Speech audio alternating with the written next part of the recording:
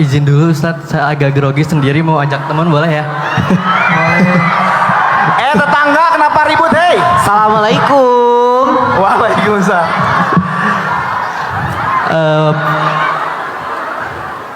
Aduh, gede banget itu.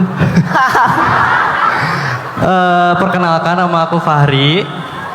Assalamualaikum, perkenalkan nama saya Nizar. Siapa? Nizar.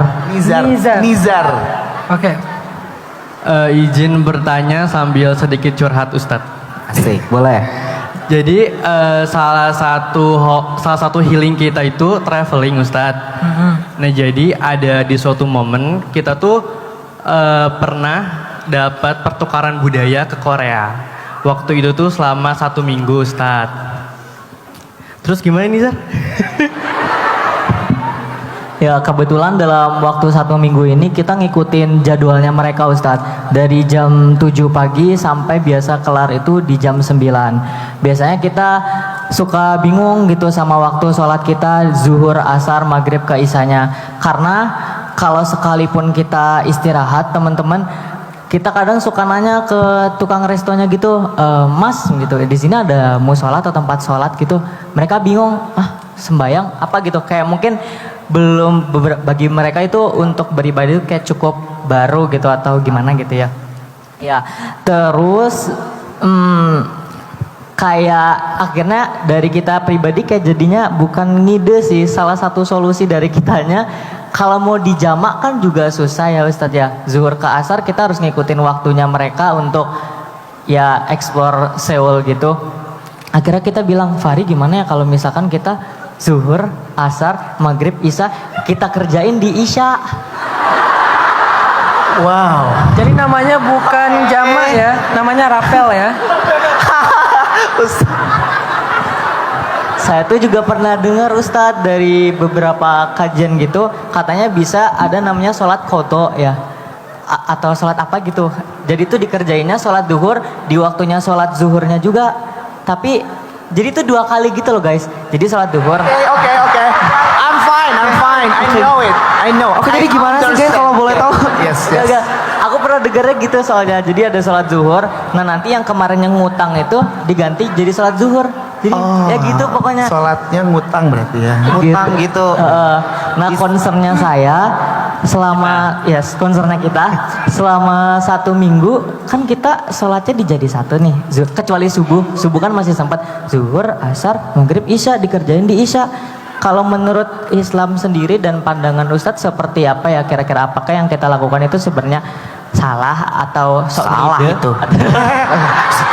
Ustadz yang jawab. Ustadz yang jawab. Kan ini Ustadz Alwi. Oh Ustadz Alwi. Kata Ustadz Alwi salah, kata sesat kata beliau. Coy. Ya kurang lebih gitu sih Ustadz. Terus soalnya tuh waktu itu kita mau ngide Ustadz. Sholatnya itu di tempat umum gitu, kayak di taman gitu. Terus kata temen kita, nggak boleh sholat kayak gitu, nanti ditangkap sama polisi sini, katanya gitu. Nah terus akhirnya kita dirapel di isya ya semuanya ya. Rapel. Ya, Oh iya kata Ustadz tadi rapel. Oh iya betul kan.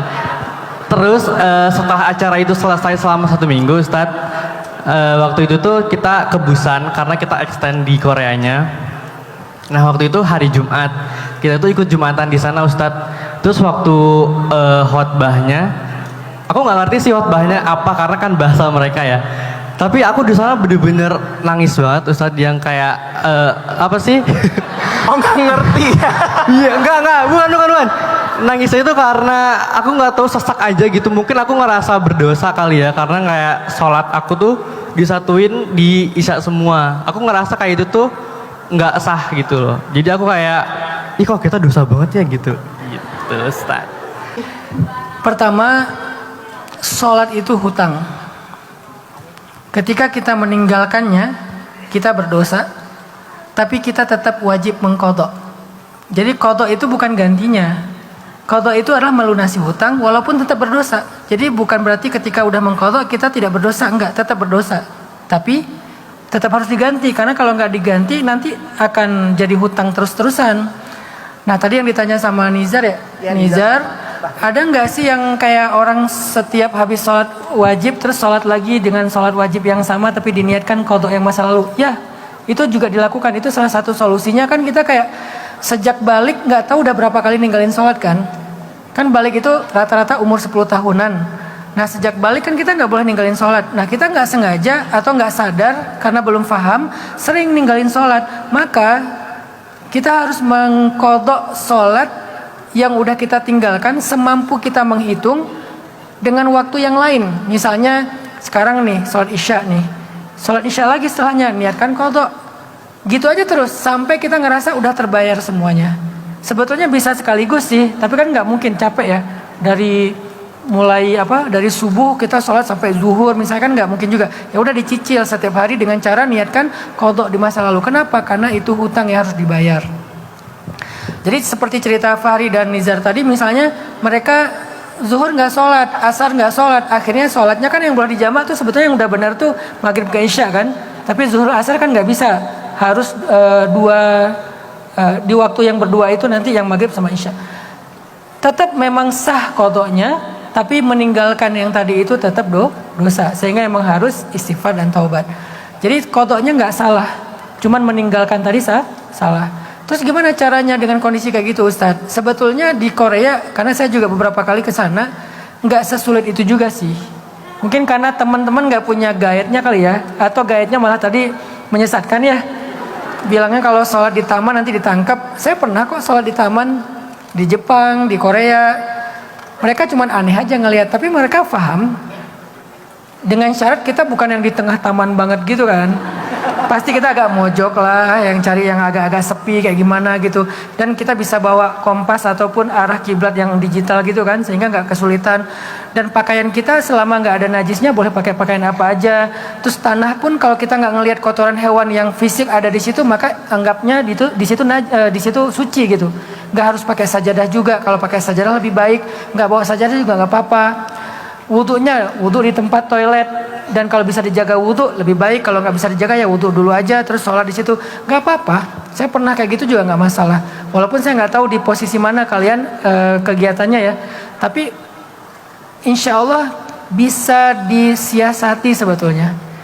Tapi syaratnya ya sholatnya yang ringan, jangan baca Al-Baqarah. Kalau baca Al-Baqarah 2 jam nggak beres baca Al-Ikhlas, baca Al-Kautsar, yang ringan-ringan aja tapi beres dan cepat. Mungkin karena ngerasa awal-awal kita sholat di tempat umum kayak gitu kan agak kayak risih ya, orang lewat pada ngeliatin. Jadi bacanya mungkin yang wajib-wajib aja misalnya. Yang penting kita udah sholat, tinggal nanti sunnahnya di malam hari kita tambahin sholat-sholat sunnah mutlak dan seterusnya. Jadi gitu Fahri sama Nizar bisa sebetulnya. Yang kalian butuhkan di sini adalah local guide yang lebih ngerti tentang Muslim. Nanti kapan-kapan kalau kesana lagi kasih tahu saya. Saya punya teman orang Korea dan dia Muslim friendly banget walaupun dia bukan Muslim. Gitu.